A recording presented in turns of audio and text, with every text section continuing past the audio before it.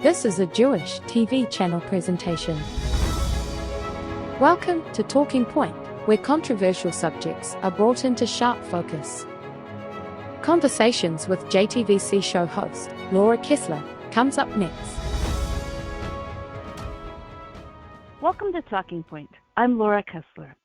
Today I'm honored to sit down with a true thought leader and grassroots hero.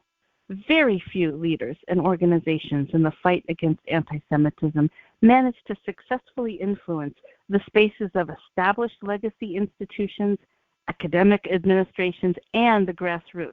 Yet my guest today and her organization do it seamlessly every day and with a budget that's less than 1% of the Anti-Defamation League's. When Amcha Initiative releases a new report with research findings, it is often a seismic event in the Jewish advocacy world.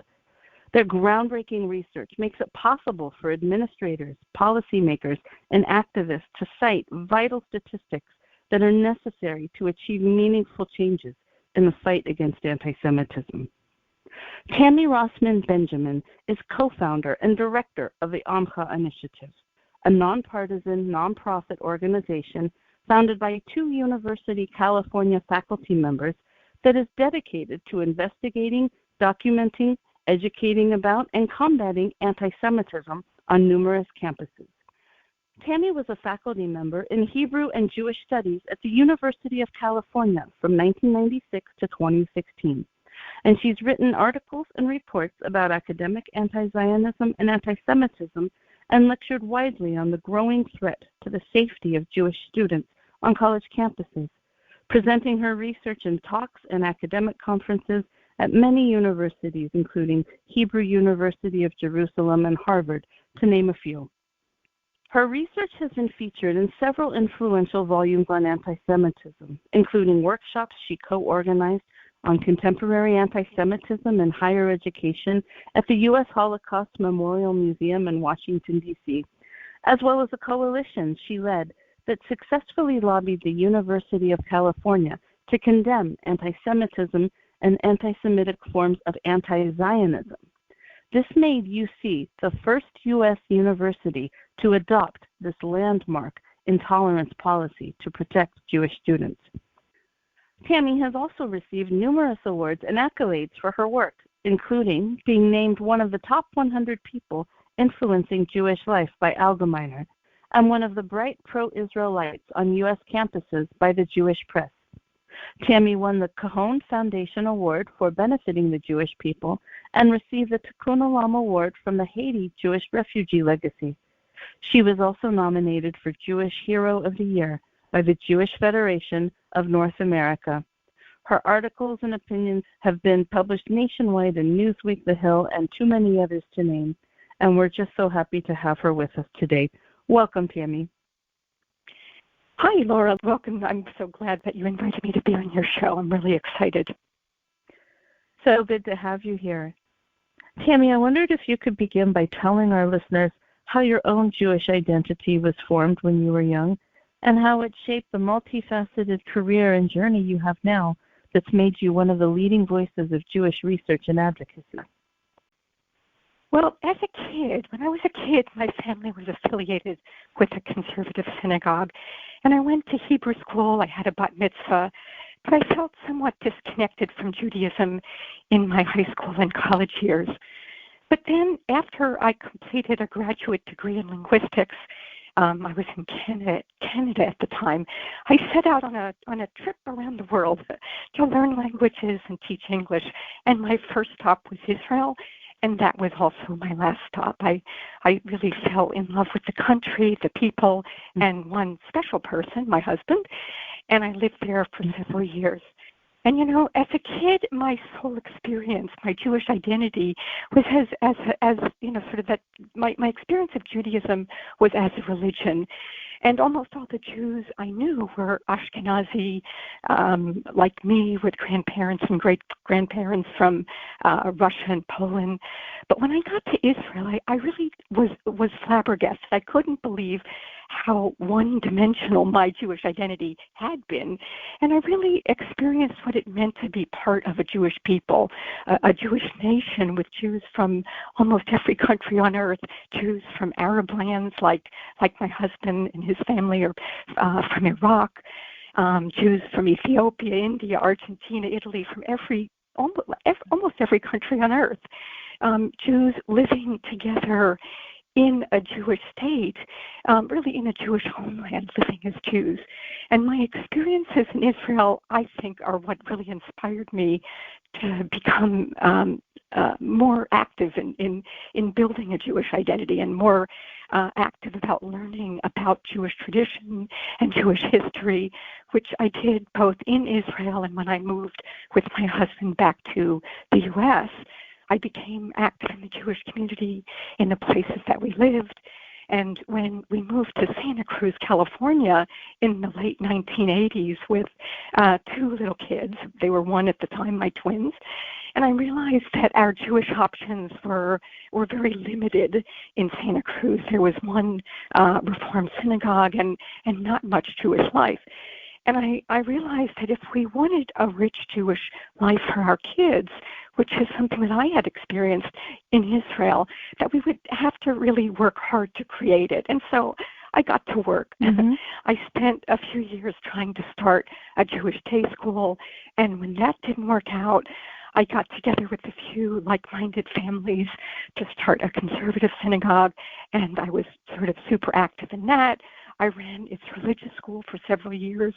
I also taught a lot of community adult education classes in biblical Hebrew and Jewish texts.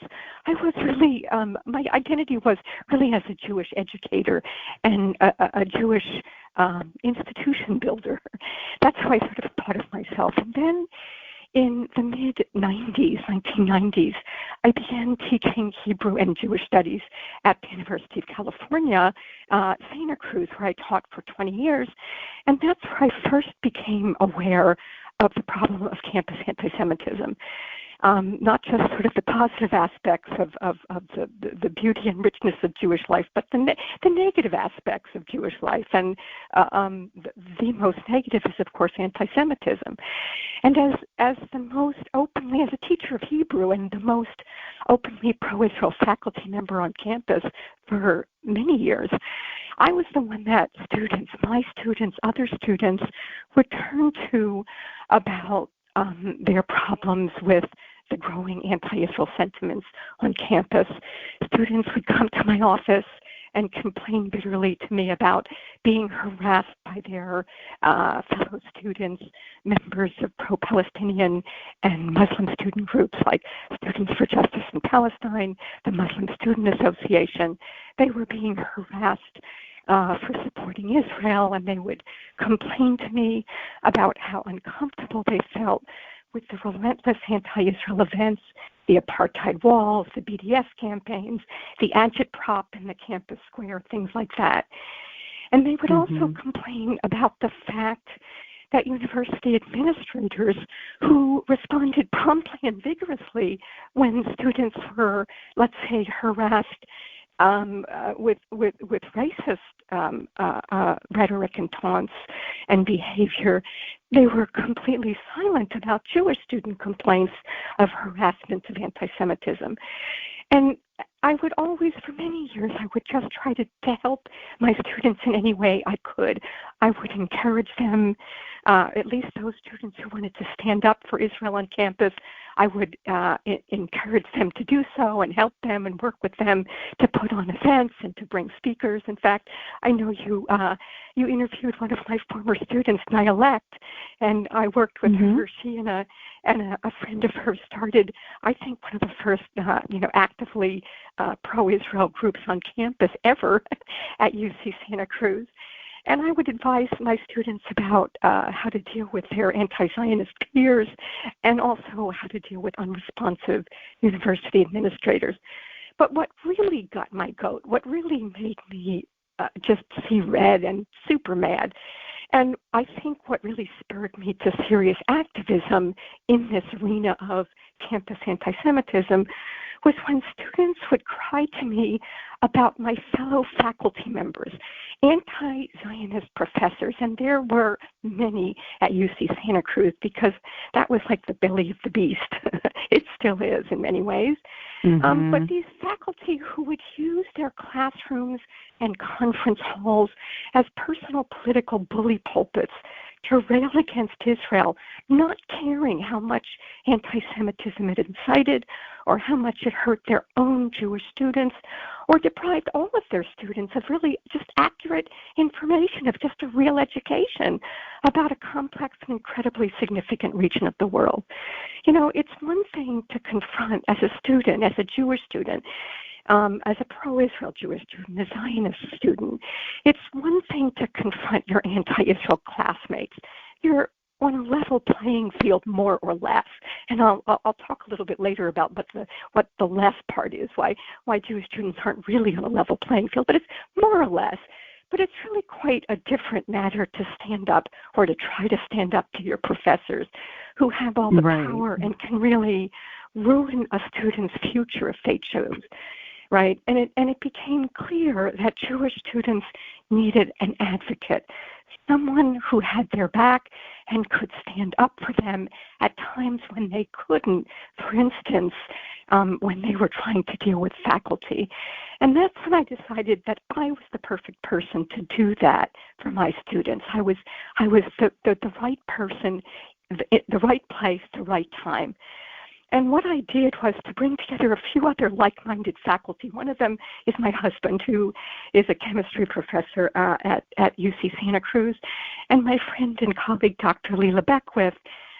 She at the time was a UCLA professor, and to try to really raise awareness as faculty, to raise awareness about the problem, to raise awareness within the academic senate, with the UC administration, really to use our positions to good use, to be able to say, look, what's happening in classrooms, in conference halls, this isn't right, this shouldn't happen. This isn't the way we educate our students and treat our students. But unfortunately, our complaints fell on deaf ears, much like the student complaints to administrators. Our complaints fell on deaf ears, both in the academic senate and with the UC administration. And so in 2009, I decided, I sort of reached a point where I said, well, what can I really do? So in 2009, I filed one of the first Title VI anti-discrimination complaints on behalf of Jewish students on my campus that alleged a hostile environment for Jewish students that had been really created by these anti-Zionist faculty in their classrooms and conference halls. And I think I submitted the largest Title VI complaint on record. It was something like 40 pages with all kinds of documentation of how faculty were really misusing their positions. The Office of Civil Rights actually opened up that investigation and investigated it for about a year and a half, but ultimately it decided that it didn't meet their standards of harassment, and so it really went nowhere. But what happened in the meantime was that my friend Leila and I, Dr. Leila Beckwith and I, we realized that the problem was bad at UC, at UCSC, at UC in general, but it was bad everywhere, and it was getting much worse. And so Leila and I started AMCHA in 2012 in order to really, our mission, as you read it, was really to combat campus anti-Semitism, to document it, to investigate it, to combat it on campuses across the country. But we didn't want to play whack-a-mole, right? We to just sort of try to jump in to deal with particular incidents on particular campuses. We didn't want to be a fire department, right? Whenever there was a fire, we come in with the fire hose. We really wanted, we felt like we were working as academics from the inside. Like we the two of us had about 50 years of combined or more of combined experience teaching at the University of California as faculty. And we wanted to use our experience to really expose and combat the institutional structures that made the anti-Semitism possible. The fact that Jewish students were not afforded equal and adequate institutional protection from anti-Semitism as their peers, not that they weren't afforded the same protection as their peers, or the fact that universities had no safeguards to prevent faculty from using their positions to promote anti-Zionism in their classrooms and to incite the harassment of Jewish students.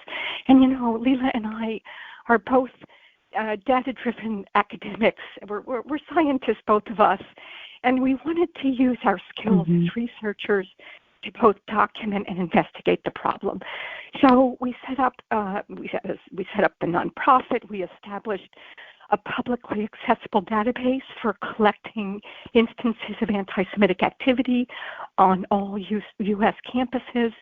We have over 5,000 incidents logged since 2015. And we've conducted over a dozen studies using our data to really understand and to explain to others about the nature and scope of the problem, and to figure out comprehensive solutions, right? Like I said, not whack-a-mole, let's figure out a solution that works in this instance or that instance, but comprehensive solutions that can be used across the U.S. on college campuses to deal with what we believe is really institutional anti-Semitism. And we've also cultivated a coalition of about 120 organizations, large and small, and we've organized dozens of coalition efforts to get universities or government agencies to adopt one or more of these comprehensive solutions. And we have a grassroots network of over 10,000 that we also call on to help us with all of these efforts. So that's how I get to my activism. I come by it easily. And that's so amazing. And you really are the perfect person to do all of that. It's easy to see how you're able to work so easily at so many levels with credibility. And it's just phenomenal what you guys have achieved. Let me ask you, the rise of anti-Semitism globally has now hit the U.S. in very scary ways. Do you think that what we're seeing on campus mimics what we've seen globally? Or is it different in the States? My answer is a good Jewish answer. It's yes. The answer is yes. It's both, right? That it's different in many ways. It's the campus scene is different from the national scene, and in some fundamental ways, it's really similar. So, while a lot of the off-campus anti-Semitism in America, I think the most vicious and violent expressions of it seem to be of what we call the classic variety, right, coming from the far right, neo-Nazis, white supremacists. We actually see much less of that on the couple hundred campuses that are most popular with Jewish students, right? You have to know there are 4,000 campuses, of higher education, four-year colleges and university campuses, but Jewish students find themselves on about 200 of them, right? So a very small selection are actually popular with Jewish students. And on those campuses, we actually, the classic anti-Semitism, the swastika graffiti, neo-Nazi propaganda is not only not that prevalent on most college campuses that are popular with Jewish kids, but it's also rejected by everybody, right? It's not hard to get universities leaders to condemn and to go after the perpetrators of classic anti-Semitism, right? That's when everybody stands shoulder to shoulder with the Jewish students and gives them their utmost sympathy, because that's because they hate those guys too, right? But the much more prevalent form of anti-Jewish animus and behavior is motivated by anti-Zionism, and not only do we find that universities are unwilling to reject it, right, and that the fellow students don't don't stand shoulder to shoulder with Jewish students when they're being harassed because of anti-Zionist motivated reasons. And the professors don't stand with their students either. Not only that they don't stand with them, they're actually the perpetrators, right?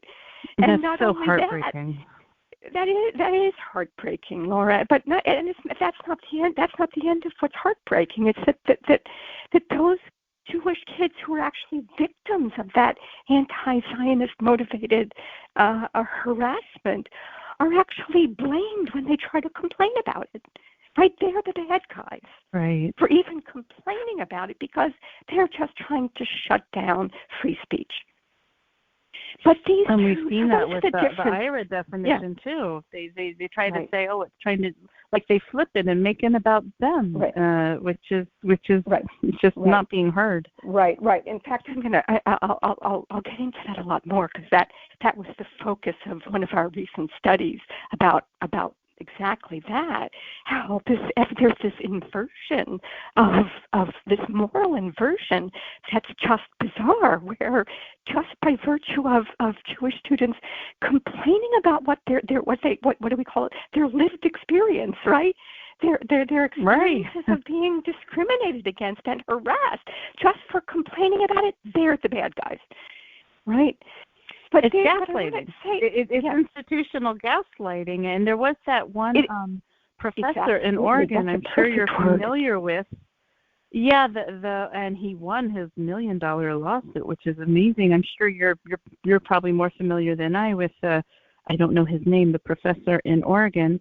When he complained about anti-Semitism, they fired him, and he got his wrongful termination suit. So luckily, justice finally rang, but nobody should have to go through that.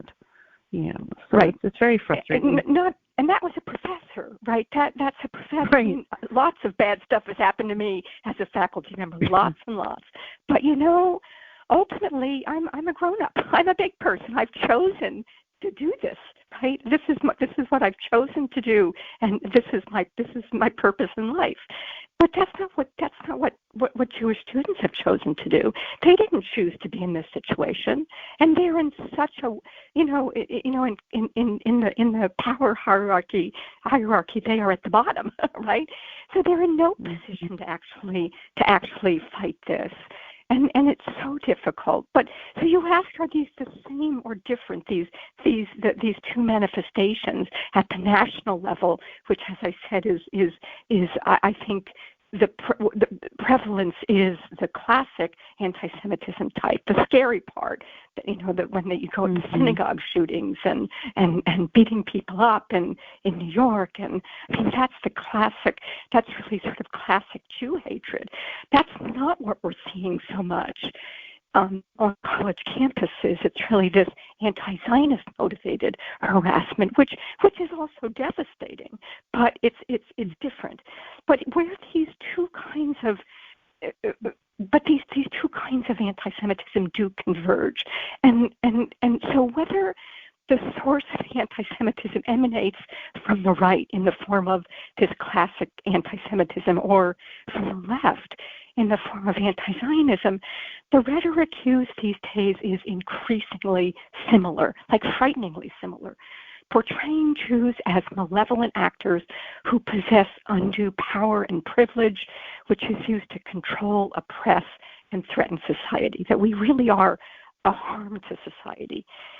And while the perpetrators of anti-Semitism, whether they're white supremacists, like those who chant, the Jews will not replace us in Charlottesville, or Kanye West, or Kyrie Irving, or Nick Fuentes on social media, or whether it's those who harass, bully, assault, and kick Jewish students off student government or out of clubs simply because they support Israel, right? Although classic and anti-Zionist motivated anti-Semitism, they direct their bigotry to different audiences. Their intended effect is the same: to portray Jews as a threat to the common good, whose malevolent influence has to be challenged and neutralized, really by any means necessary, right? that's really what's so frightening is this convergence. You really see that at its core, anti-Semitism is anti-Semitism. It doesn't matter whether it comes from the right or the left, right? Whether it has to do with Israel, ostensibly the Jewish state, or whether it has to do with just classic Jew hatred. It's the same at its core. Right. It just metamorphosizes in each generation. Well, I want to zoom out for a second, and can we talk about, in general, what are the biggest challenges facing Jewish students today? I mean, there's so much attention toward protecting students of all races, ethnicities, identities. We have federal and state laws. There's campus policies. There's huge investments in DEI programming. So why are we hearing so much concern from Jewish students? Well, Jewish students are really falling through the cracks. Jewish identity is complex. Well, first of all, what I want to there's really two parts to this. The first part is that on these identity-obsessed campuses, and campuses now are completely obsessed with identity. Everything that happens, the currency of campus life is identity, right? Privileges, protections, everything is divvied up on the basis of identity. And on identity-obsessed campuses, there is currently this pervasive and relentless assault on Jewish identity and its expression. And what we found in our study about, it's called the assault on Jewish student identity. What we found is that there is no other campus identity group that is routinely subject to the kinds of well-orchestrated campaigns of identity assault that Zionist and pro-Israel students have had to endure for the last several years at schools, really schools across the country, schools where Jewish students are. Right? These attacks, they've included efforts to boycott, shut down, or exclude all Zionist and pro-Israel expression from campus. They've included defamatory portrayals of Israel supporters that use these classic anti-Semitic tropes of Jewish evil and Jewish power and control. And they've included attempts to erase Zionism from Jewish identity, right? Saying that you have Jews, whether they're Jewish students or Jewish faculty, and the worst is the faculty, which I'll get to, right? Right? You have these Jewish. If that happened to any other group, any other group, all hell would break loose. Like nobody would put up with that. Yet, but what we have, what compounds and confuses the problem, right, is when the Jews themselves, Jewish students, Jewish faculty, stand up and say, as a Jew, I can tell you that Zionism has nothing to do with Judaism. As a Jew, I can tell you that Zionism is racism, and we should fight it because we're all in intersectional harmony with each other, and we have to work together to stamp out racism. When you have students and faculty that are saying that Zionism or that anti-Zionism has nothing to do with anti-Semitism, right? That anti-Semitism is just weaponized by Jewish students to silence, poor, pro-Palestinian activists, right? And these threats to Jewish identity, they come. These are students. Like you have faculty in their classrooms who are telling students, the way you think about your Jewish identity, that's not correct. Right, Zionism, you feel some affinity for Israel. That's not true Judaism. How do we know? Because look at all these Jews who say that they're anti-Zionist. So, it sounds ridiculous, but you have to think about how a Jewish student, most Jewish kids, and I know, look, I worked in all ends of the Jewish education spectrum, right? Most college kids, Jews who go to college in America, most don't have a very good background in Judaism, right? They most of them have very little to no Jewish identity, and you subject them to this stuff, right? This onslaught, this unprecedented, and unparalleled attack on Jewish identity.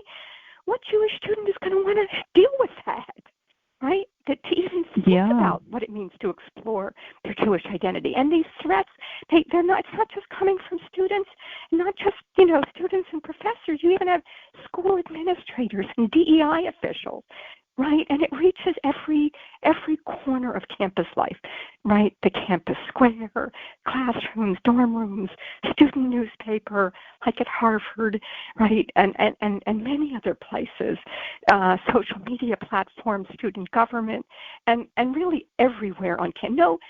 No corner of campus is immune from this attack on Jewish student identity, and it's grown enormously. It's grown by hundreds of percentages over the last few years, right? And it is unprecedented. It is global, right? It's not just about. What we found in our study on Jewish identity was that we had campaigns, for instance, campaigns to stop Jewish kids from going on Birthright. Right? A Jewish identity trip like Birthright. And these are coordinated campaigns. We had them on over a dozen campuses. I think maybe 19 campuses across the country in 21-22 academic year. Right? They use the same language, the same rhetoric. These are coordinated campaigns, right? And it's not just even in America. It's all over the world, and it's really coordinated from the BDS National Committee. This is completely consistent with what an academic boycott of Israel is all about. This is its manifestation. Of all of your reports, the one that really just hit me as a gut punch was the one on the attack about Jewish identity on campus. We already knew there were professors that were refusing to write, letters of recommendation to people if they were going to Israel or things like that. Right. We already knew that there have been problems of, attacking birthright tours, even from within young Jewish organizations.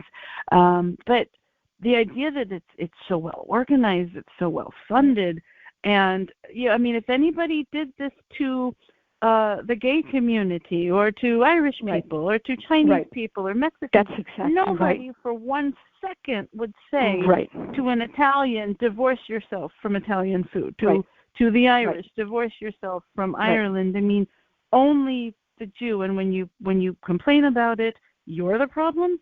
This is just complete gaslighting, not to repeat things, but it's maddening. But it's hard enough for adults to be canceled, but for kids, when you have kids that are just, especially in an uncertain economy, people don't want to burn bridges. That's it. The kids who speak out are our heroes. They are the next greatest generation, as far as I'm concerned. And and I think it's people who are retired or near retirement or comfortable for life. These are the people who really, I think, should be speaking up, because they have nothing on the social front to lose, and so much, as is social currency to lose. So I really think not enough people understand that our kids are on the front line of this new anti-Semitism that, like you said, it's not classic anti-Semitism. It's everybody condemns the right, not everybody condemns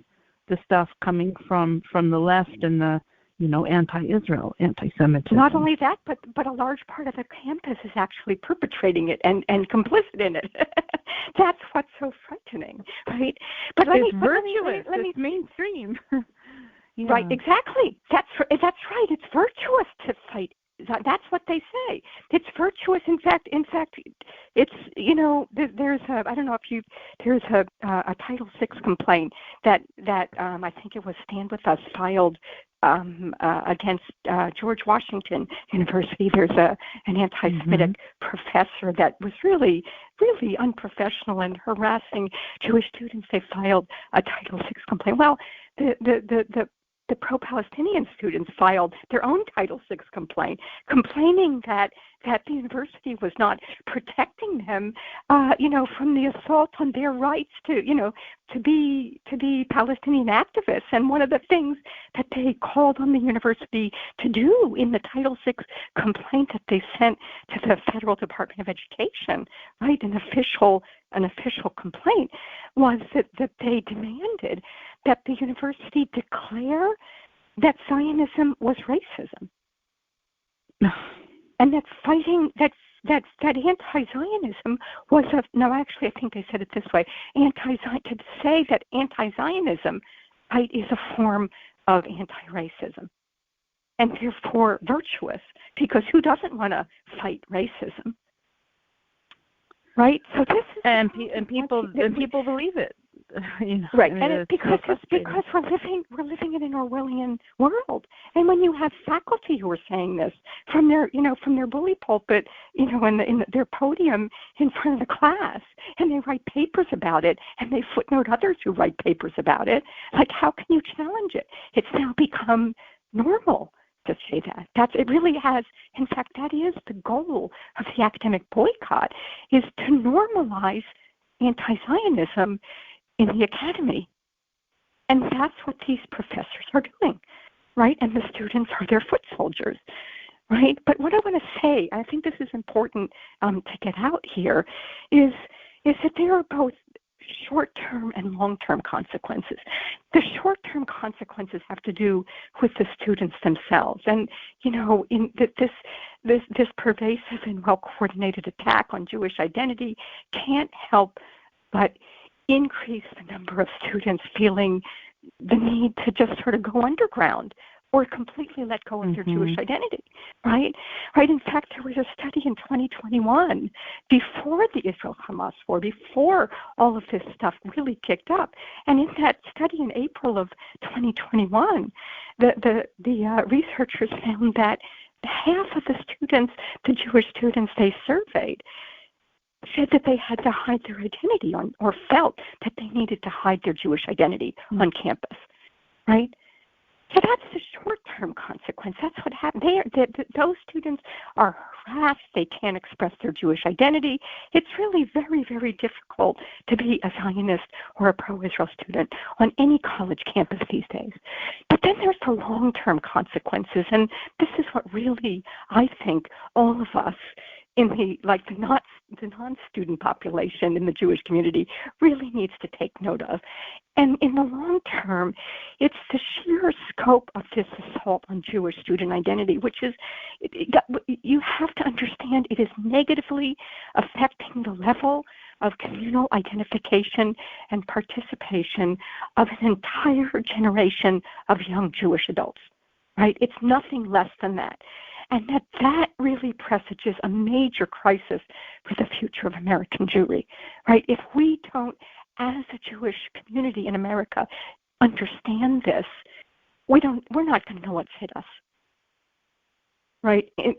Soon, because I would say that if they did the one study that I would love to do, or I would love actually somebody else to do, right, is actually to look at Jewish students' identification with Israel before and after they get out of college, right? Yeah. And I think that we would be shocked at how many students become part of the dark side, or else just completely give up. And I hear this so much from parents. Yeah, there's so many parents that give their own tales of that they're like, what did I do wrong? I gave my kid BBYO. I gave them Sunday school. We did a bar bat mitzvah, and then they go to school and they come back hating Israel, and they don't know what to do. It's like, how did this happen? And this is really where we all need to work together as an ecosystem. Right, and I think that at least with respect to that, I think one of the most important things that we can do, besides trying to stop the harassment, which is the piece that I work on, right, and a lot of my allied organizations, we work on that, and I want to say that's the second half of the problem, why that's so difficult. But I think from the positive aspect is that we, as a Jewish community, have to put our treasure into really strengthening Jewish life on campus, right? Whether it's through Chabad or Hillel or whatever, we need to make sure that Jewish students have a safe haven, that they have a place where they can feel positive about their Judaism. They can learn Torah. They can be with fellow Jews. They can have a Shabbos dinner, right? I mean, that's what we need to make sure that we give kids, right? It can't all be about this nastiness and anti-Semitism. Otherwise, who must deal with it? Why be Jewish? If all you have is the anti-Semitism, why be Jewish? Who needs it, right? At least that's the way I think many kids think. But that's half the problem, Laura. The other half is an institutional problem, which is that Jewish students are really falling through the cracks of school policy and how university administrators deal with anti-Semitism, right? And part of the problem, as I said before, because we have these identity-obsessed campuses, and Jewish identity is a complicated thing, right? It's a religion, it's a nationality, it's an ethnicity, it's an affinity for a Jewish homeland. It's like so many things. It doesn't fit nicely into the current legally protected categories. And so Jewish students are having a really hard time being seen as worthy of protection under either the law or school policy, which is based on the law, and they aren't afforded a place at the DEI table, right? Because their identity doesn't fit with the other DEI identities, right? That the ones that are allowed to sit at that table, and yet, as I just went on and on about, Jewish student identity is under a really well-coordinated assault that no other student group is subject to. And so Jewish students really need protection now more than ever. And unfortunately, as we talked about, this attack on Jewish identity is designed to make sure that they actually don't get the protection that they need because of the way that Jews are portrayed as these malign actors who are just using anti-Semitism as a weapon to beat up the poor Palestinian activists. And so, what's happened is that the Jewish pro-Israel students have essentially turned into pariahs. And I think that's why you asked me why are we hearing so much concern from Jewish students. That's why we are, right? It's this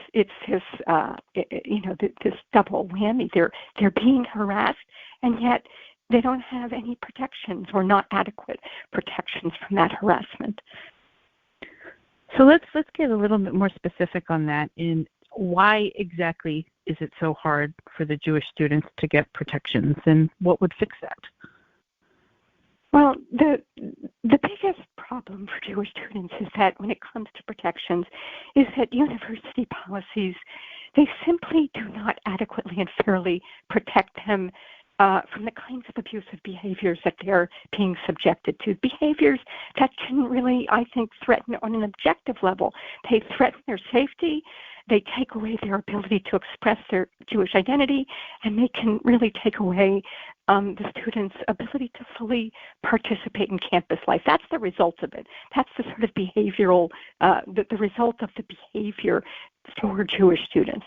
But here's the problem, that even when that abusive behavior unquestionably meets a kind of strict behavioral threshold that's included in school harassment policies, right? And most school harassment policies use something like the Supreme Court's definition of harassment, that it's behavior that's so severe, so pervasive, so persistent, that it actually takes away a student's ability to participate in the campus experience, right? And anybody can see, well, that's awful behavior, right? That's behavior that no student should be subject to. And yet, even though Jewish students are, in many cases, experiencing that intensity of behavior, which meets the Supreme Court definition of harassment. It may not and probably doesn't meet what's called the motivational threshold, which is what's stipulated by state and federal anti-discrimination law and school policies, that the perpetrator of the act has to have been motivated by race, color, gender, religion, like one of the identity categories, in order for the harassment policy to actually kick in. So even if you have the same level of harassment as, let's say, would have been directed at an African American student, that would have been forbidden and prohibited and punished if it was directed against an African American student. If the same level of harassment is directed at a Jewish student, it's considered free expression, free speech, right? So what happens is that Jewish students who are left unprotected by their school's harassment policy, there are other policies that deal with behavior, like you have a student code of conduct, but the most recent study that we did, where we compared the harassment policies and codes of conduct at more than 100 schools that are most popular with Jewish kids, found that despite the severity of the abusive behavior, not one school afforded victims as much protection under the code of conduct as they received under its harassment policy. I mean, just think about, like, if there's an issue of harassment, that complaint is really addressed in a nanosecond, right? And it's addressed by a whole office where you have like 20 people, right, staff, to address complaints of harassment against particular identity groups. But all other behavioral complaints, including harassment against not protected identity groups, goes to a little office in the dean of students that's understaffed and overworked, and right. And so there's no way that it can get the kind of attention that harassment against protected minorities gets. And so this inequality has really created a situation where hostile and abusive behavior that's directed at some students, especially Jewish students, is really ignored or downplayed, while the same exact degree of hostility and abuse that's directed at students that are protected under state and federal anti-discrimination law is addressed promptly and vigorously, like a nanosecond, right? And as a result of the unfair and inadequate administrative response, Jewish students are really, who don't fit into these protected identity categories, really any student who doesn't fit into a protected identity category is really hit with what I call a double whammy, right? Like, not only is their own freedom of expression and full participation in campus life diminished by the abusive behavior, but their abusers, the ones who are perpetrating the abuse, they're given license to continue the abuse, right? Because that abuse is considered, especially if it's verbal, it's considered free speech, right? And they're given license to continue that because university administrators say this isn't prohibited, it's free speech, right? And the university and the harassers know that they can get away with it and will never be held to account for it. So, Tammi, let me ask you, because go ahead. Go ahead. No, you go ahead. Well, I was thinking about the ways that we approach this, but I want to hear what your question is first. Well, it ties in with what you're saying, and one thing that comes up constantly that I think, this is an opportunity to banish a myth that is out there is people will say, well, we're protected as Jews, as a religion, that we're protected. And just the other day, as you know, there was a very big attempt. I say attempt because it didn't succeed, but still, kudos to the students. It's a student senate at UC Berkeley. They were trying to pass the IRA definition of anti-Semitism, and I pulled a vigil with these students. I listened to the whole thing. It was hours. It was unbelievable. And I was listening to the people, break down and argue with them, and I'm glad because to hear their voices and what they're up against. And I just wanted to give these kids a hug. And one of the things that kept coming up is, well, they're already protected. They don't need this. This is going to impede the ability of people to speak up for Palestinian student rights. And I mean, I felt so bad for these kids, and they weren't all Jewish. There was at least a few non-Jewish kids speaking up, even a Palestinian kid, saying this is not about Palestinian rights. Thousands of miles away. This is about the rights of students on this campus, and that reality has gotten lost. They've made it all about the ability to speak about Palestinian rights. It's like it's a zero-sum game. But can you speak to this common assumption people have that, well, we're already covered as a religion, and I don't think enough people don't understand. Yeah, can you explain to our listeners, because we have a very diverse audience from around the world, why we're not covered and why this is a big deal, why we need, in my opinion, the IRA definition, which includes this stuff, not just the classic anti-Semitism, as you said, and really, is it too much to ask for full equality like everybody else? I don't think so. Right. Well, so this has to do with what I was saying before about Jewish students falling through the cracks, right? And with respect to Title VI or school harassment policies, because Title VI actually doesn't protect religion, but it does protect ethnicity right now, and that was a struggle. There were different Jewish groups that struggled to get, and in fact Ken Marcus was instrumental in getting the Department of Education to add identity or ethnicity, as a protected category, because, but yet, like, let's say state anti-discrimination law in a lot of states, and also harassment policies actually do also, a lot of them talk about religion, and so, but the question is, as I talked about early in my when I was talking about myself as a kid, what is Judaism, right? Judaism is such a hard thing, and it's so complex, and we're so diverse.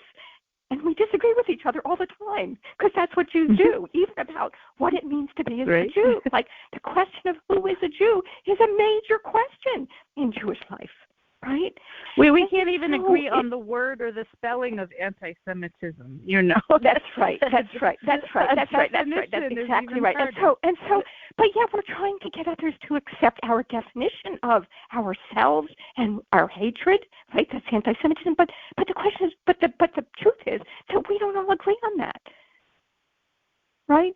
We don't all agree on that. They exploit that. And of course they exploit that, because they're the ones that we're trying to stop, right? Of course they want to get away with as much as they can, and we're stopping them if this is recognized as anti-Semitism that's protected under a school policy, which will make them stop their behavior, right? So that's the question.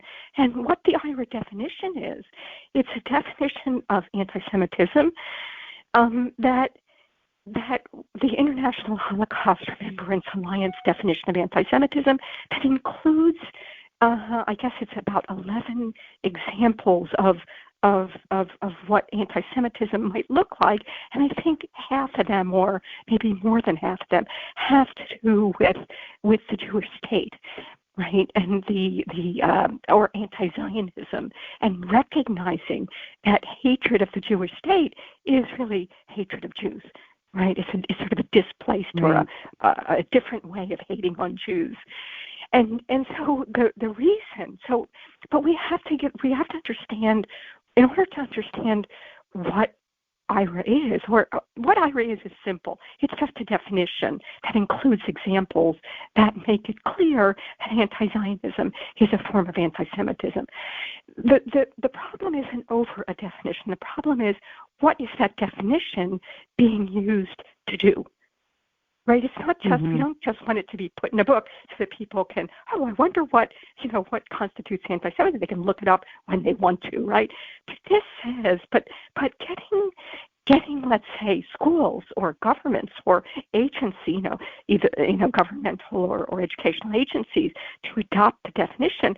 What we're saying is that when you adjudicate cases of, let's say, harassment, that you recognize that the harassment is motivated by anti-Semitism. Remember, I said that the harassment policies and the law look at harassment through two dimensions. The first is a behavioral dimension. Does it meet the behavioral threshold? Is it severe enough, persistent enough, pervasive enough? Does it really take away a student's, right to participate in their educational experience, right? So that's just a behavioral threshold, right? And that could happen to anybody. But the motivational threshold says it's only harassment if it meets that threshold of behavior and if it's directed at students who, for particular reasons of their identity. And right now, let's say religion and ethnicity, the question is anti-Israel motivation, right? Somebody's motivated because they hate Israel, right? Is that considered, Jewish identity? Is that considered anti-Semitism? Is that considered an attack on either the Jewish religion or an attack on a student because of their religion or ethnicity, right? Because what the pro-Palestinian students and faculty say is, no, it's just a political opinion. It's political free speech.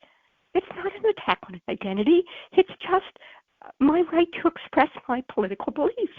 That's what the First Amendment protects, right? So the IRA definition is being used to actually try to make sure that Jewish students are protected under anti-discrimination law like Title VI, but also more specifically under their school's harassment policy, so that the university has an obligation to address it, right? But unless we can make sure that Jewish students are in that identity box, and because of the nature of Jewish identity, I always think of it like you have these identity boxes.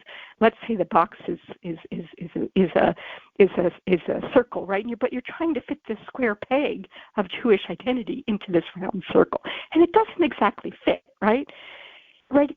It's not, like I said, it's such a complicated thing. So they're trying to simplify it enough so that Jewish students will be considered will actually get legally protected status. And the idea is, it's an approach, if you sort of pull back the lens a little bit, or like look at it from 30,000 feet, right? It has to do with the big question, the $1 million question. How do you protect Jewish students, right? And one way, or how do you protect Jews altogether? And one way to do that is to protect Jews by virtue of their membership in a protected class, right? That's what this approach with the IRA definition and Title VI is. We're trying to say, look, Jews are members of a protected class, either by virtue of their religion or their ethnicity, right? And therefore, you have to protect individual Jews because they're members of a protected class, just like an individual African American would be protected by virtue of their membership in a protected group, right? And it's hard because even within that, they parse us up and they'll say, well, a lot of times I really hear a lot about this, well, Sephardic and Mizrahi Jews, fine, because they're Jews of color, but Ashkenazi, not so much. Right. And there's this big attack on Ashkenazi Jews, which is insane, So, right. As you know, right. So that's the problem. I mean, the approach is. I mean, the reason we use this approach is because there's a law, that's Title VI, right? That could help us because it protects other groups, right? And if we need a definition, so then we'll try to get the definition. But the problem is what you saw at UC Berkeley the other night, right? There is so much pushback. There is such an attack. And what we discovered in our report on Jewish identity, there is such an assault on Jewish identity. And for the very purpose of making sure that Jewish students are not considered a protected identity group, right? So that the approach is very challenging. And I've seen this happen on many campuses where students with really wonderful intentions of trying to get this definition adopted, they work their hearts out.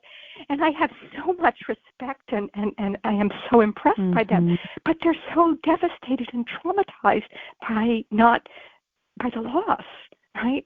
And because there is such a, as I said, we talked about where do sympathies lie on campus, that people are sympathetic to Jewish students after classic anti-Semitism, but not at all after anti-Zionist anti-Semitism. And so I think that's been a very difficult. That's been a difficult road for that reason, and I think that basically it's important to try it, and I think that there are so many groups and organizations now that are actually trying to get the definition of IRA and trying to make sure that Jewish students are protected under the anti-discrimination law. But I think we also have to think about alternative approaches, right? Because it might be a while. We might not see progress there.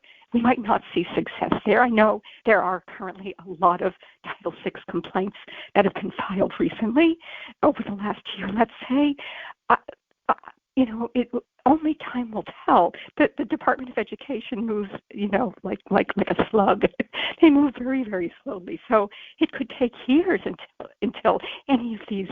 The students will all have graduated before the Department of Education either decides to open a case or doesn't, and how long it takes them to investigate and adjudicate.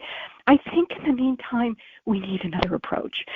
Like I think of it as like a safety net, and it's an approach that our organization is pursuing, and it starts with the understanding that all students, including Jewish students, have a constitutional right to be equally and adequately protected from behavior that takes away their own freedom of expression, right? No student should be subject to behavior which takes away their right to participate in campus life, right? Parents are paying, like at a private school like Harvard, Columbia, they're paying like $70,000 in tuition, and the taxpayers are paying bundles at public universities. Only for the kids to not be equally protected. So what this approach does is that it requires that schools use a single standard to judge objectionable behavior, right? That language and action that's deemed unacceptable when it's directed at students from one group has to be deemed unacceptable when directed at any student, irrespective of the motivation of the perpetrator or the identity of the victim. And we actually think this approach could be implemented immediately by universities and could really ensure that Jewish students receive equal and adequate protection from anti-Zionist harassment.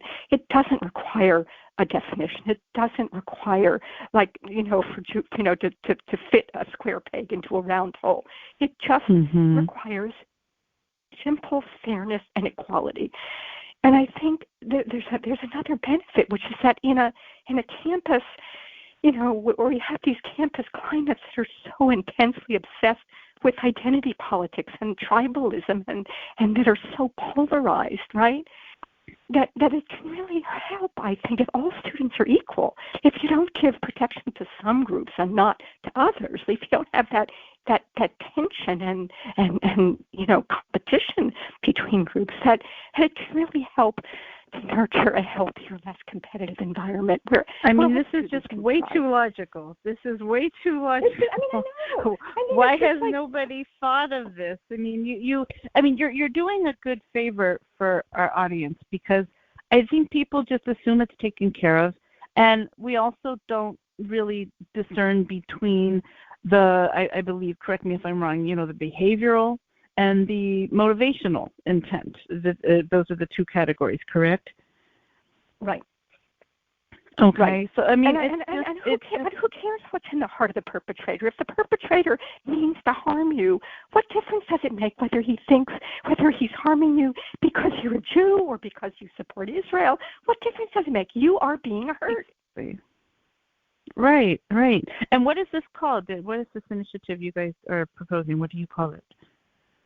Well, we think of it as we call it the intolerance. We've been calling it the intolerance. We call it different names at different times, but it's sort of the intolerance proposal or we actually have been working on an anti-bullying policy, which actually provides absolutely equivalent and equal in every way protections to all students. Right? We're not saying get rid of the harassment policies, because by law they have to have them. We're just saying that there's no reason that universities can't extend that protection to all students. It's not taking anything away from anybody. Right. So it's just saying the inability to be yourself. You would not tell the LGBTQ plus community you have to stay in a closet. You would not, and that's essentially what they're saying to Jewish students who refuse to denounce Zionism and Israel. It's really that's it to a T. And so, if they have that, it's a protected identity. Well, I love your idea of just having an equity pledge of some kind to just have common sense. I like that. That's right. So one of the things that we want to do is, besides this anti-bullying policy, one of the things that anybody can participate, parents, anybody in the community, is that we're trying to get university leaders to just endorse a pledge that says, yes, we are going to treat all of our students equally, right? The same protections that we afford to students in legally protected categories, we are going to afford to each and every student on our campus. That's it. We guarantee it, right? That's a guarantee. You can count on that. Don't they have that already? That's what everybody will say. You would think, wouldn't you, right? But that's the thing. I think that we as consumers, right, we send our kids to these schools. Our kids, our grandkids, we pay our taxes to these schools, right? I think we have to say, unless you can guarantee that you are going to treat all students equally, right, with the same level of response to harassment, right? With everybody has equal speech, right? Not just some, right? You can't. If you were to say, I give an example of what if you, and because most of the harassment is verbal. Right. We are talking about some behaviors like vandalism or assault sometimes, but I would say 75-80% of the harassment is verbal harassment, whether it's in person, on social media, in email, or whatever. Right. And so if speech that harasses somebody is directed at let's say an African American, that speech will be prohibited. But if it's directed at a Jewish Zionist, it's free speech. That ultimately takes away any pretense that a university protects everybody's free speech. They don't. It's a double standard. They're writing Hitler slogans in chalk, and saying one solution. It's really hard to turn the other eye, and yet somehow they are. Right. So, this is my next question: is why are faculty not standing up and saying that this is not okay? And where's the administration? The people have to know better. Well, let me start with the administration. The administration, they only do what they have to do, right? I mean, there are some that are actually complicit and anti-Zionist, but I don't think most are. I think most just, like, their motto is just, leave me alone, right? I don't want trouble, right? And so they have to respond to harassment, right, when it's directed at protected identity groups, because that's the law. They don't have to respond to that behavior. And they also have to protect free speech. That's also the law. They could also get sued. I feel like some of them care more about free speech than the other stuff. And, and even within the Jewish Studies Department, there's the same problem, too. It's very frustrating.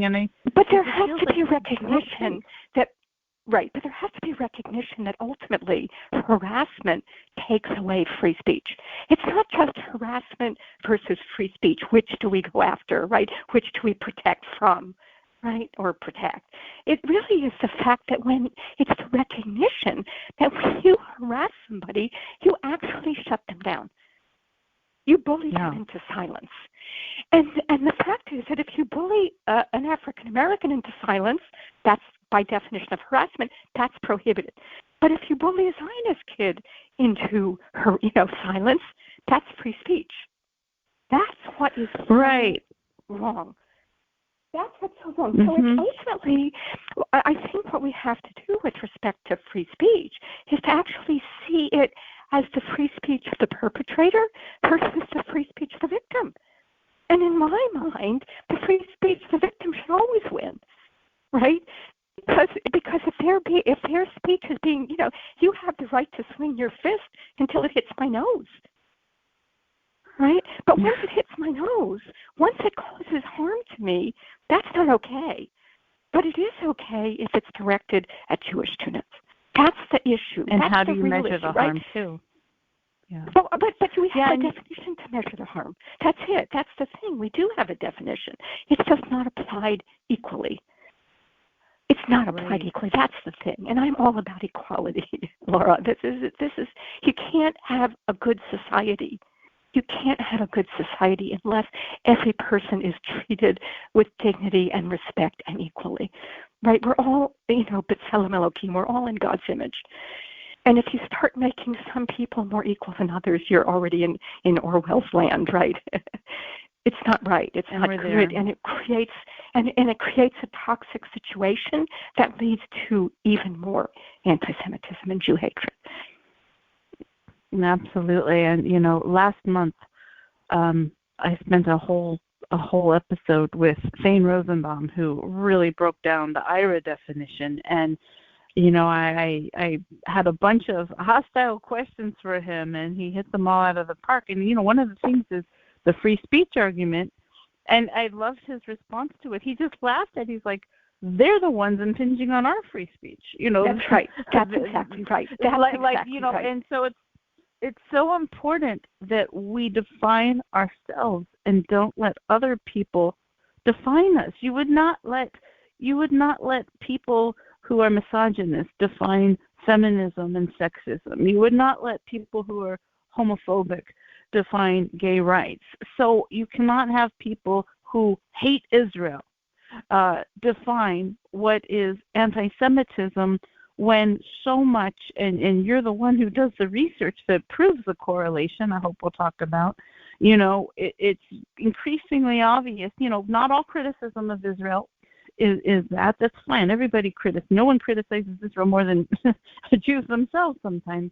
But when it is increasingly, there's a relationship between the hatred and the harassment. And I like using the general words like bullying and abuse. So it's very, simple way. I feel like we get lost in the weeds when we're using words like self-determination and, all other things. And people are like, huh, what? And you got to explain 3,000 years of history. Like when we're trying to explain 3,000 years of history to their Instagram tweet, that's right. We're losing. And culture always wins. And so we have to simplify it. So we're going to put up your equity pledge, next to all of this so people can see this, because it's so, we have to simplify it. And people really need to get on your mailing list and all of this. And I want you to tell us what can parents do? Parents and students, what can they do? I think if there's anything you haven't said yet. Sure. Yeah. I think first and foremost, they have to educate themselves about what's going on college campuses, right? I think as I pointed out in the very beginning about like Andre's approach, it's not enough to just hear about incidents. You actually have to think about the big picture. And what I would recommend is our website is kind of like one-stop shopping for all of this stuff. You can actually go to our website, and we have this database of over 5,000 anti-Semitic incidents on like over 400 or close to 500 campuses across the U.S. You can look for specific schools. You can look for certain kinds of activity, like you can put into the keywords BDS, and you can find every incident that has to do with BDS or is connected to that in some way, or Israel or whatever. And you can look up who are the anti-Zionist faculty on a campus, right? And you can look them up and see where they are and see, does my kid take a class with that professor or not? Or would they, or could they, or should they, right? But I think you also have to look at our reports. We have a whole web page that's devoted to, I think at this point we have close to 18, very Jewish number high, 18 reports that really describe the nature and scope of the attack, the nature and scope of sort of anti-Semitism across the country. And we specifically our last three reports look at the nature and scope of the attack on Jewish identity, which we talked about. And we have one that looks at the campus policies and why they aren't protecting Jewish students. And we have also one on the critical, which I didn't get a chance to mention, but I think I've talked enough about that, the critical contribution of anti-Zionist faculty to campus anti-Semitism. As I say, as we say, they're not just another contributor to campus anti-Semitism, because of their power and their pulpit and their ability to allow anti-Semitism to flourish, because they give it academic legitimacy, right? They really are ground zero for anti-Semitism on college campuses. So you could actually look at, we have several reports that deal with faculty. In fact, we have reports that look at almost every report that we look at campus anti-Semitism. We look at all of the different factors that correlate. We actually do statistical studies of lots of data over hundreds of campuses and lots of incidents. And one of the things that we look at is the number of, on each campus, the number of faculty that support an academic boycott of Israel, publicly proclaim themselves as anti-Zionists, and that figure is one of the highest correlations with campus anti-Semitism of any single variable that we look at, and so right. I think if I recall correctly, if there's even 5 activist professors against Israel, what is the percentage? It's something insane. It's crazy. It's like the schools that have 5 or more faculty who have endorsed an academic boycott of Israel. They have something like 5 times the probability of anti-Semitic incidents. They have 5 times more anti-Semitic incidents than on campuses that don't have 5 or at least 5 faculty who support an academic boycott. So it's definitely linked. In every study that we've done, it is linked, and it's also linked to student expression. And that's there's a mechanism here. There's a flow of stuff that the students sit in the classes and get indoctrinated with all this anti-Zionist stuff. And they go out into the campus square and they build their apartheid walls and they push their BDS resolutions in student government, and oftentimes they're actually even supported by faculty actively. But even if not, go ahead. I just want to interject for our listeners who may not be familiar. Like, this is the spring season, unfortunately, of Israel Apartheid Week, which a lot of us are shocked even is allowed to exist. Right. Again, I don't understand how. And so, there's just a lot of her. I mean, you can probably explain it better than I can, but it goes with your. I remember a statistic from you as well that on campuses where there are chapters of Students for Justice in Palestine, also Jewish Voice for Peace, and if not now, some of which present as Jewish organizations. What is the statistic? Like, how much worse is the anti-Semitism at those campuses? I think at least 2 times worse. But one of the things that we discovered in our research is that there's no JVP chapter without an SJP chapter, a Students for Justice in Palestine, right? And not specifically Jewish anti-Zionist group. And what we sort of conjecture is that the Jewish Voice for Peace functions as a kind of we called it a force multiplier, right? That these are the poster children. These are who the SJP can hold up and say, see, these are the people that say that they should know because they're Jews, and they say anti-Zionism is virtuous and has nothing to do with anti-Semitism, and they also of course, use them to cover up their own anti-Semitism, right? Because if the Jews... Do you think they work together?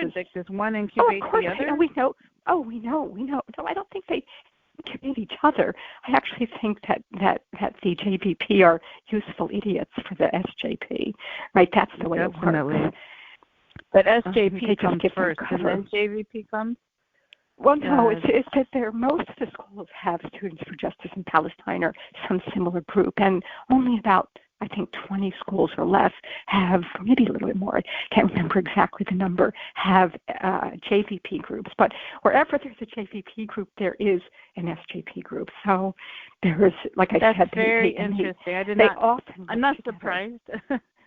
Yeah, and it's JVP, Jewish Voice for Peace, very ironically named. My best JVP story is I know a guy in Missouri who got a random phone call from someone he didn't even know, and they asked him if he would like to start a Jewish Voice for Peace chapter in wherever he was in his Missouri small town. And the reason they told him up front was, we need a Jewish person. So these were non-Jews for Jewish Voice for Peace, trying to start, anti-Zionist JVP chapter, wherever this was, I think St. Louis, and, they were looking for a token Jew. And they were just completely open and transparent about it. And it's just like, oh. Right. Makes it very obvious what's happening. Mind-blowing. Well, on a separate note, I know that AMCA has been very involved in the ethnic studies debate in California, which we really could have you on again just to talk about that for the hour. Where does that curriculum currently stand? Well, let me give you a brief for me. I hope it's not too long for you, but I think it's a very kind of complicated picture of what I call the California ethnic studies saga. And in order to really get it and understand what's at stake and what's happening, you really do need a little background, right? So to give you sort of a brief timeline of the California ethnic studies saga, and sort of stop me if you think I'm just going into a rabbit hole here, but I think it's an important topic that I think it's one of the biggest things happening right now, and right, it's important for your listeners to understand. So in March 2021, the State Board of Education approved a model ethnic studies curriculum that really is supposed to be used to aid schools in developing their own ethnic studies materials. It's just a model. But this was after 2 years of incredible controversy, especially as it relates to the Jewish community, because the original draft of the state's model curriculum, which was released in 2019 by the Department of Education, the California Department of Education, that that original curriculum was overtly anti-Semitic, anti-Zionist. It even encouraged K through 12 students, because we're talking about K through 12 stuff. It even encouraged them to promote BDS as a social justice, activism against racism. The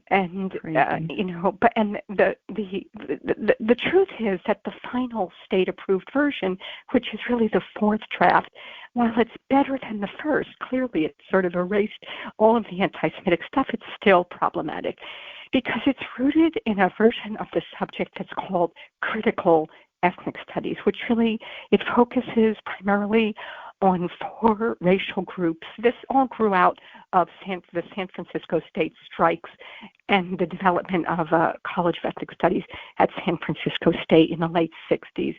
They're the ones that created the discipline of ethnic studies, and it's a discipline, it's really a silly discipline. It's not really like any other discipline. It's more like a political movement.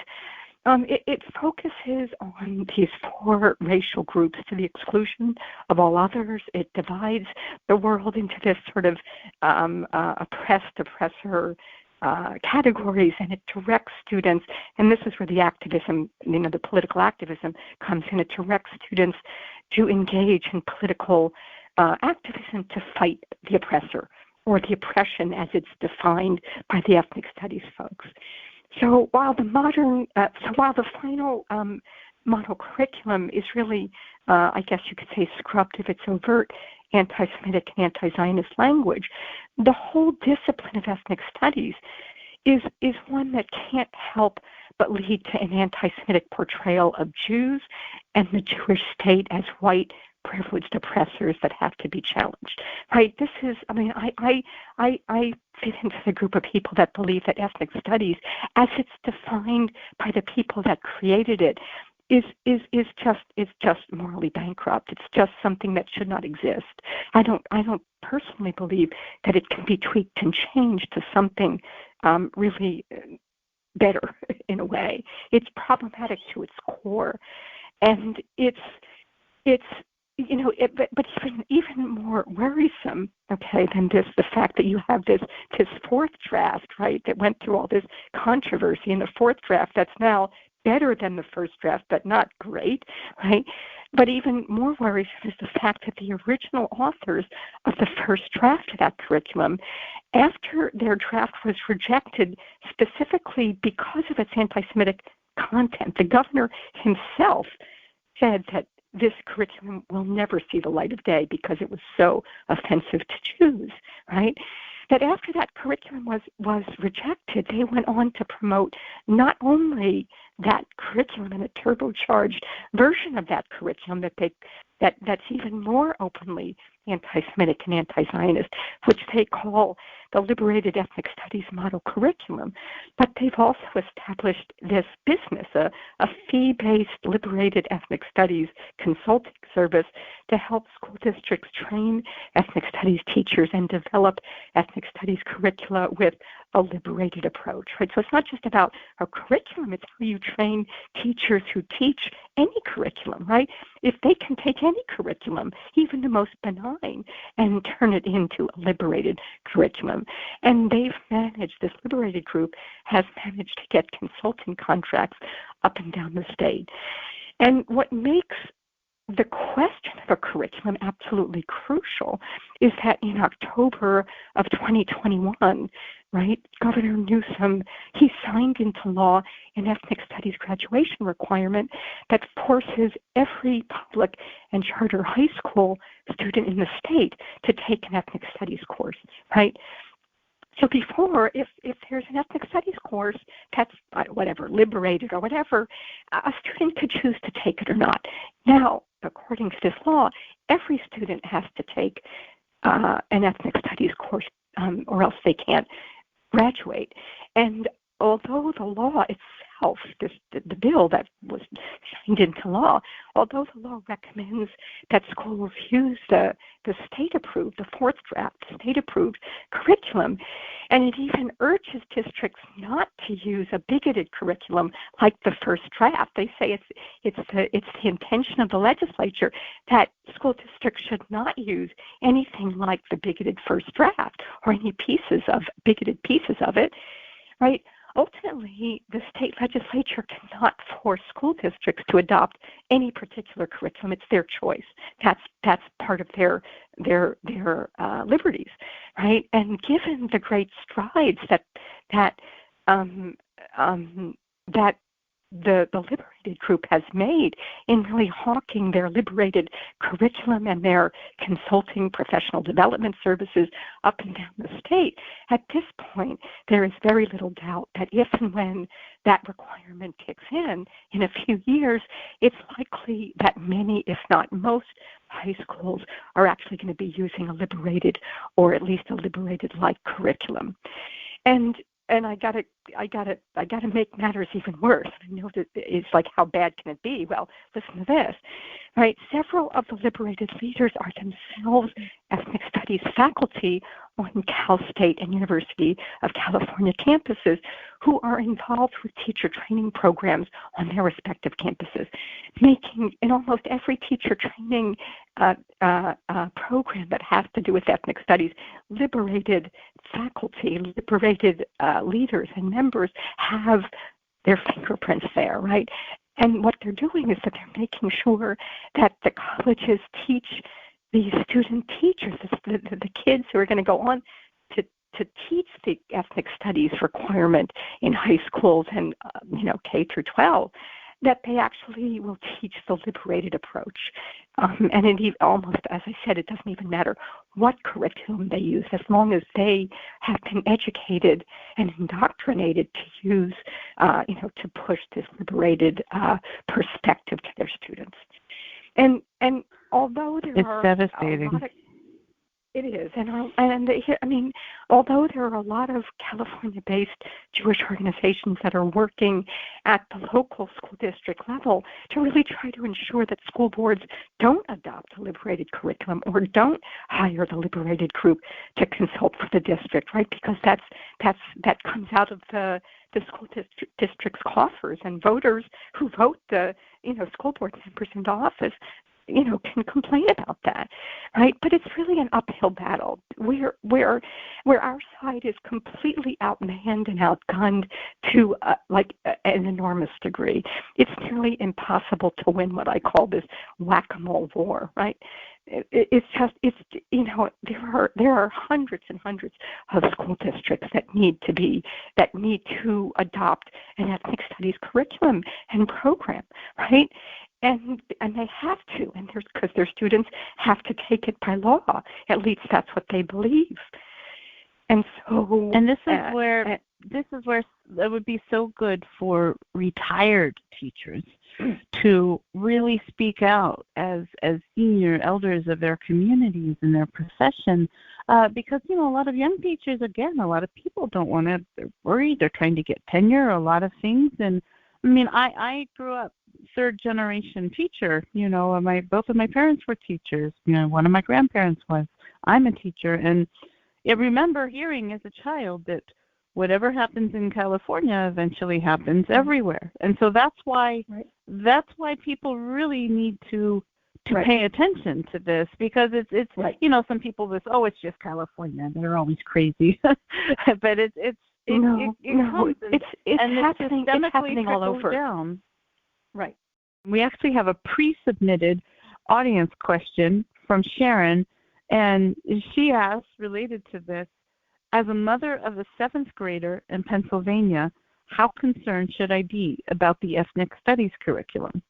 I'm worried about what's happening in California coming to our schools. How much time do we have to stop this before it happens? I know they have used sneaky tactics to quietly get it through elsewhere. Maybe you can talk about that. So how do we find out about it before it's too late? So at least some people are paying attention and know what's coming down the pipeline. No, I mean, how Sharon asks how worried she should be, and my answer is very, very worried, right?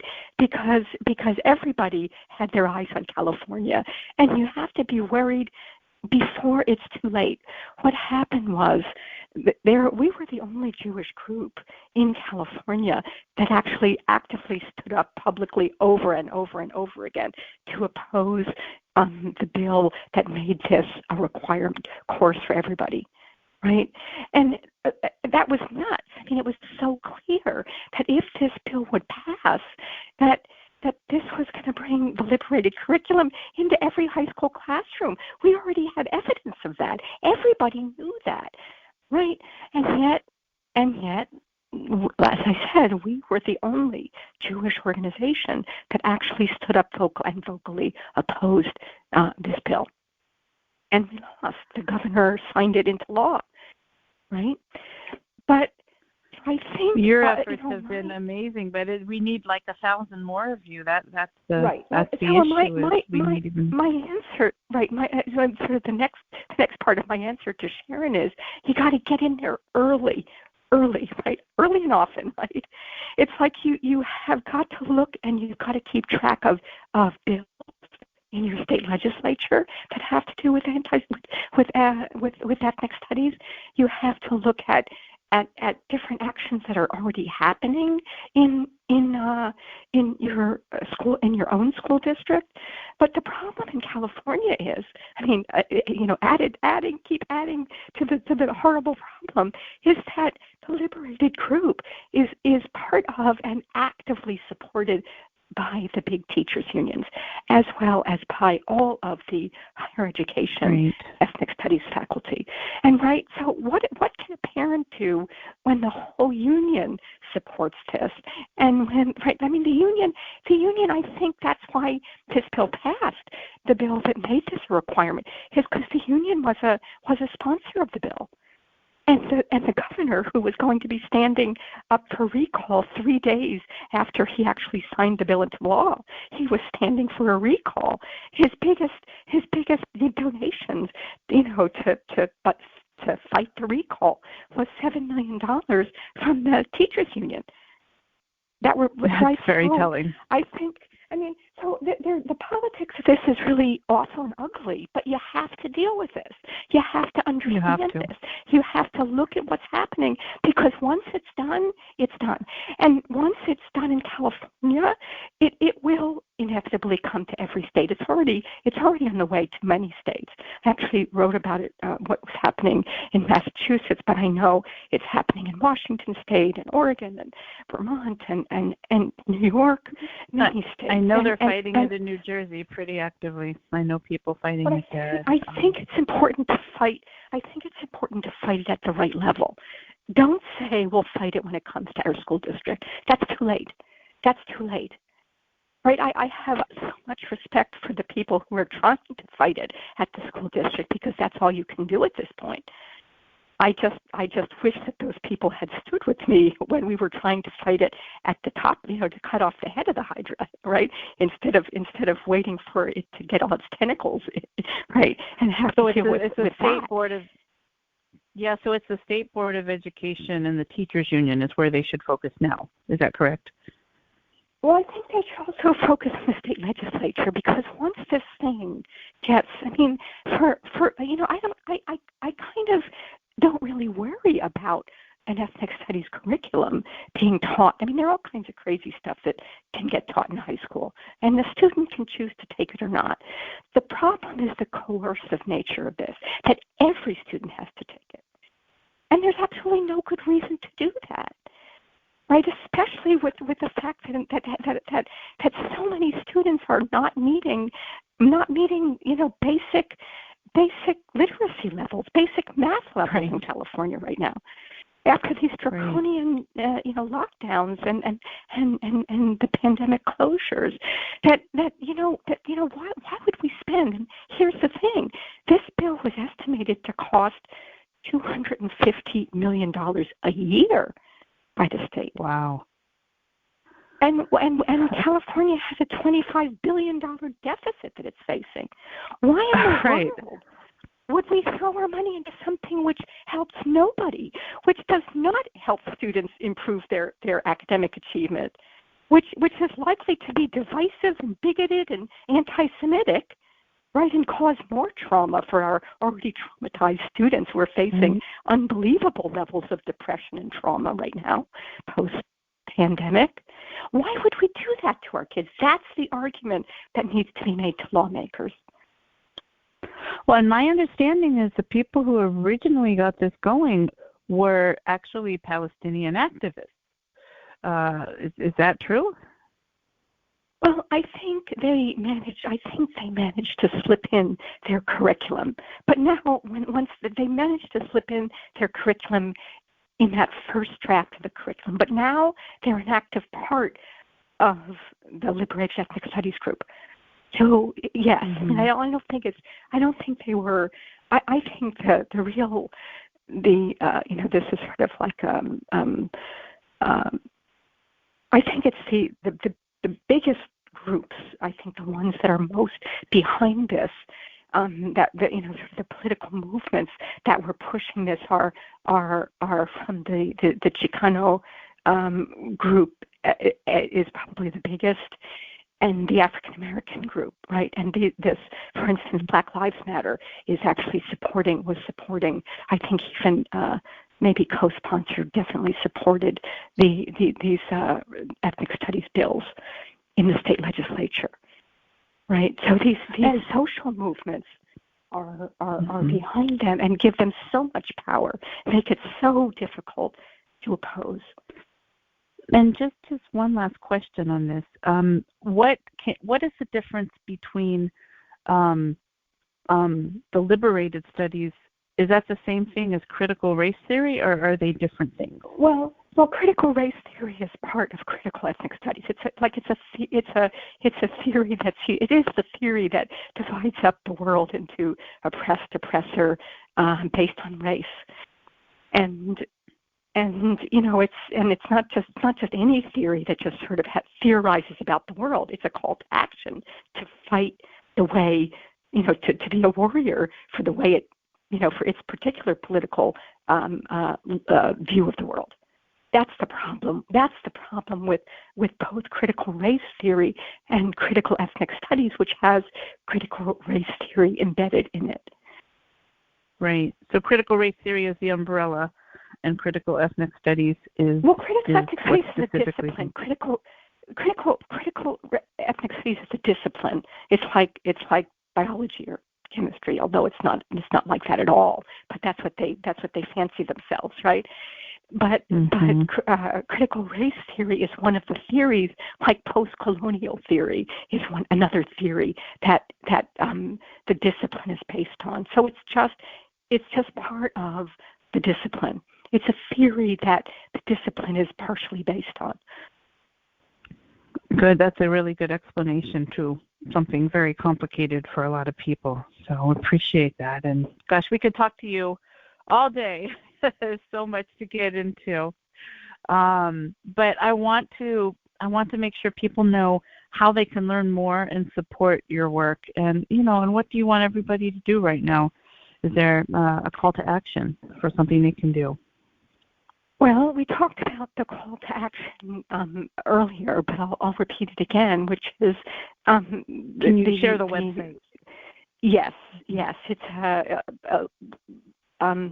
but let me just repeat what the call to action is. It's that because it's really relevant to all the things that we discussed earlier, and it's a petition that we're organizing, calling on university leaders across the country to endorse what we're calling this equality pledge, which is a guarantee that Jewish students and all students will be equally protected from abusive and harassing behavior, irrespective of their identity or the motivation of the perpetrator. And the URL for that, it's actually at the very bottom of our website, which is AMCHA Initiative, AMCHA Initiative.org. And if you scroll down to the very bottom, you'll see an image that says Equality Pledge. But a different way to get at it is directly to the pledge or to the petition that has that pledge is bit.ly /University Equality Pledge. So bit.ly, bit.ly /University Equality Pledge. And you can support that effort. And just to learn more about us, go to our website. It really is one-stop shopping. We have so much there. You could spend a lot of time, tooling through our database or our reports or, looking at our previous action alerts and seeing if any of them are still, available to support. And also sign up for our newsletter, which gets sent out whenever we have an issue that we need to share with our grassroots network. And we almost never send out a bulletin without asking for help.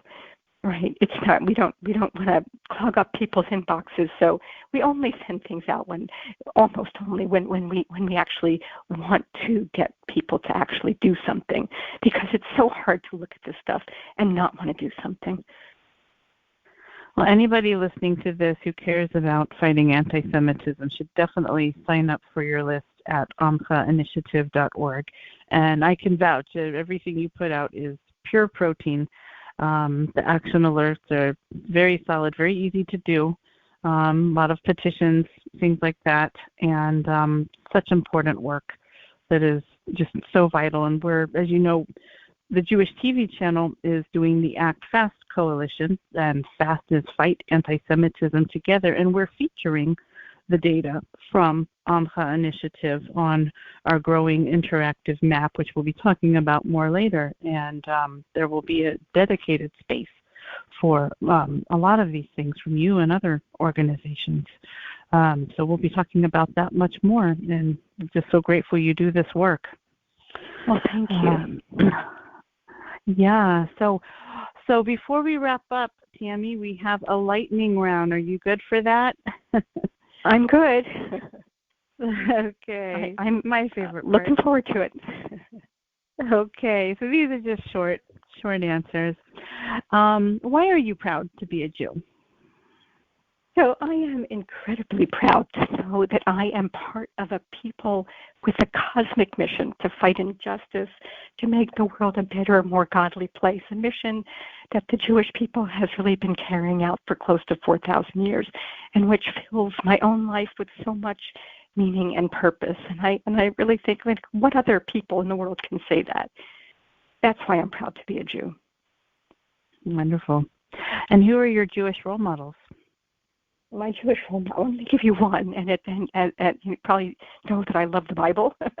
So it's a biblical figure, and the one that I draw tremendous strength from, especially given my line of work dealing with anti-Semitism every day, is Queen Esther in the Purim story. And my favorite part, the one that always really fortifies me when I start to doubt myself or become afraid for myself in this field, is that my favorite part comes at the end of chapter 4 of the Megillah, where Queen Esther is really deathly afraid to go to King Ahasuerus, because Mordecai said, you got to go and get the king, beg the king to intervene so Haman doesn't kill all the Jews.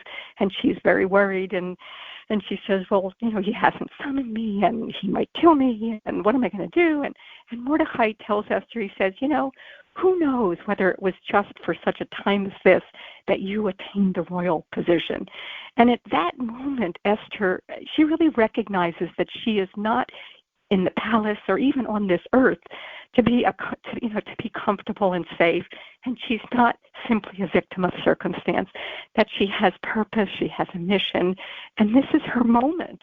She can either do nothing and continue to be a victim of circumstance, or she can rise to the occasion and play her part in saving the Jewish people. And of course, we know, because the book is named after her, the Book of Esther, that she actually does meet the moment, and she does what she needs to do to save the Jewish people. And as I said, that's a story that gives me a lot of strength almost every day. Wow, I love that so much. And that you're right, that does totally tie into so many people, whether it's the professors in Jewish studies or elsewhere, or retired teachers or parents or anyone else who thinks, well, what can I do? Well, why not you? Well, we all have skills to contribute. All hands on deck. Exactly. Oh, I love it. Exactly. Wow. So what concerns you most about the present situation we're in relation to the Jewish people and world events? Well, it's obviously rapidly rising anti-Semitism, which I think is really a sign of the times, right? Because it seems to me that it's not that people hate Jews, it's that whatever they hate is the Jew. In other words, there's no single reason or set of reasons for why people hate Jews. Like communists hate Jews because they're capitalists, and capitalists hate Jews because they're communists. That people project their fears and hatred onto some other. And from time immemorial, the Jews have just served as the perfect other. And so what they do is they create this Jewish monster and think it's their duty to slay it, like figuratively, but also sometimes, unfortunately, literally. And I think what's happening now in this moment, college campuses, our society, America, the world, just seems to be falling apart at the seams with extreme polarization and this, as we talked about before, this us-them mentality that is at the heart of identity politics. And the rhetoric, whether it's Republican versus Democrat or right versus left or black versus white, and this sort of virulent rhetoric that's coming out of every media pore, but especially social media, and that's leading to murderous violence, right? We've had more than 70 mass shootings in America in less than 6 weeks, in the first 6 weeks of 2020. Unbelievable. That it can't, this excessive expression of hatred can't, because of the nature of it, it can't help but lead to, and I think already has led to, increased Jew hatred and harm. And that's what really worries me, is that, it's not just about the Jews. There is something very big going on, and it's very troubling and it's very worrisome. Mm-hmm. Mm-hmm. What makes you mad? Mad. What makes me mad? Well, injustice, unfairness, not treating people with the dignity and respect that every human being deserves. Identity politics makes me mad, and that we've let it take over college campuses in our country, because divvying up privileges and protections based on things like race is just wildly unfair and leads to grave injustice. Another thing that makes me mad, and the last one I think, is anti-Zionist faculty who feel entitled to use their positions in classrooms as their private political bully pulpits and give academic legitimacy to their hatred of Israel, and who think it's okay to hold their students as collateral damage in their obsessive anti-Semitic war against the Jewish state. Those are the things that make me mad. Mm-hmm. And it makes me think of Andrew Pessin, was interviewed last month, and he said so much great stuff. But one of the things he said made him mad was that he doesn't have as much time to write books and do everything because he feels forced to be an activist. And I think a lot of us feel that way. Yeah. So for those who look up to you, Tammi, what do you want them to remember? That I tried to make a positive difference in the world for Jewish students, the Jewish community, for as many people as I could. And if they think that I have managed to make any difference, I want them to believe in the power of one, that they can make a difference too. And as you said before, whatever talents they have, whatever place they find themselves in, whether it's a palace or just a community, that they too can make a meaningful difference. Absolutely. And what's your outlook on the future of the Jewish people? Are you hopeful? Oh, I'm so glad you asked me that question. Yes, I'm very hopeful. My favorite part of the Passover Seder is when we say the line, "Sheb'chol dor v'dor omdim aleinu l'chalotenu." It means that in each and every generation, our enemies rise against us and seek our destruction.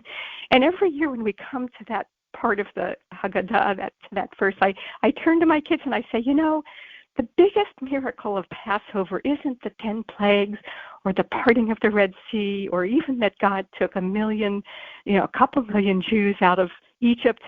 The biggest miracle is that we are here in Santa Cruz, California, more than 3,000 years later, talking about the Passover story, talking about the plagues and the parting of the sea and the redemption from Egypt.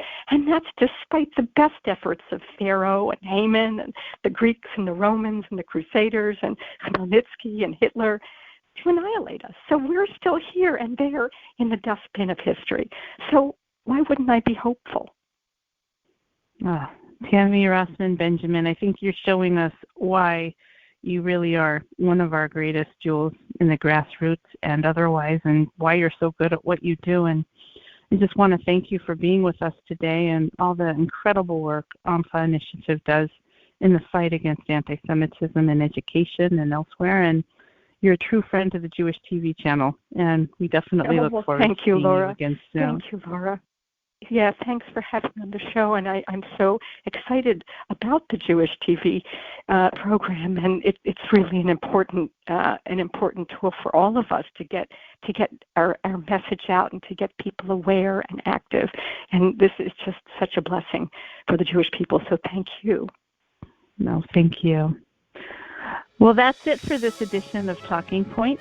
Tune in next time when we'll have Naomi Friedman from Stop BDS on Campus to discuss what parents and high school students should look for when assessing Jewish campus life at prospective universities, and how to get help if they're experiencing anti-Semitism on campus.